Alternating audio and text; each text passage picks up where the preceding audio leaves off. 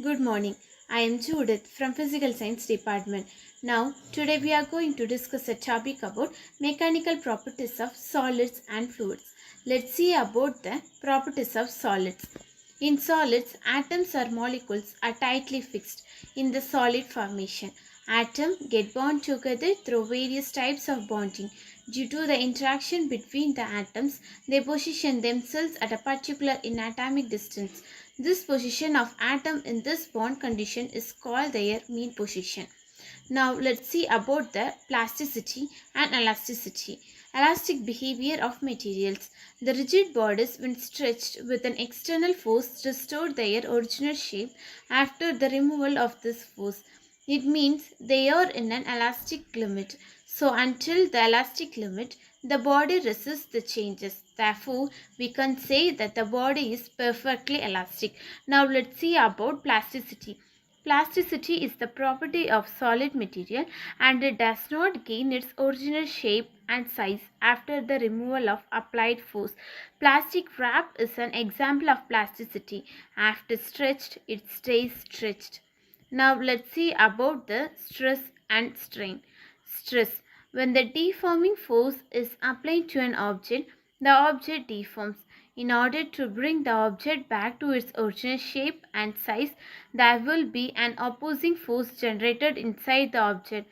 This restoring force will be equal in magnitude and opposite in direction to the applied deforming force. The measure of this restoring force generated per unit area of the material is called stress. Thus, stress is defined as the restoring force per unit area of the material. It is a tensor quantity denoted by a Greek measured using Pascal or Newton meter square. Now let's see about strain. Strain is the amount of deformation experienced by the body in the direction of force applied divided by the initial dimension of the body. Now let's see about Hooke's law. Hooke's law states that the strain of the material is proportional to the applied stress within the elastic limit of the material. Mathematically, Hooke's law is commonly expressed as F is equal to minus K into X, where F is the force, X is the extension in length, and K is the constant of proportionality known as the spring constant in Newton meter. Now let's see about the moduli of elasticity. The modulus of elasticity is simple, the ratio between stress and strain. Elastic moduli can be three types. Let us see about rigidity modulus or shear modulus, bulk modulus. And from the properties of solids, pressure of a fluid.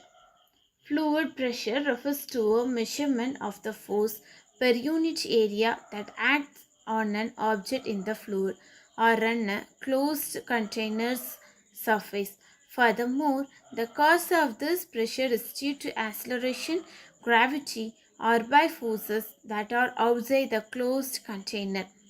Now let's see the diagram of the pressure fluid. Then discuss about Pascal's law. Pascal's law expresses that the pressure or power of pressure at a point in a static fluid is equivalent toward all paths. It expresses that in that event that pressure is applied to a non-flowing fluid in a container, that pressure is transmitted equally throughout the inside of the container. And the buoyancy force. Let's see the diagram and hearing the words. The upward force exerted by a liquid on an object immersed in it is known as buoyancy. When you try to immerse an object in water, then you can feel an upward force exerted on an object, which increases as you push the object deeper into water, as shown in the picture. Now let's see about Archimedes' principle. Archimedes' principle deals with the forces applied to an object by fluids surrounding it. This applied force reduces the net weight of the object submerged in a fluid. The upward buoyant force that is exerted on a body immersed in a fluid, whether partially or fully submerged, is equally to the weight of the fluid that the body displaces and acts in the upward direction at the center of mass of the displaced fluid. Now let's see about the viscosity. Viscosity is the tendency of a fluid to resist any change in its shape or motion. It is a measure of the internal force of a fluid. The internal forces or friction of fluid comes into play when one layer of fluid is subjected to move over another layer. Now let's see about streamline flow. Streamline flow in fluids is defined as the flow in which the fluids flow in a parallel layers such that there is no dispersion or intermixing of the layers, and at a given point the velocity of each fluid particle passing by remains constant with time. Now let's move on to the surface tension. Surface tension is the amount of energy required to increase the surface of the liquid by unit area. In other words, it is also the property of the liquid surface that resists force.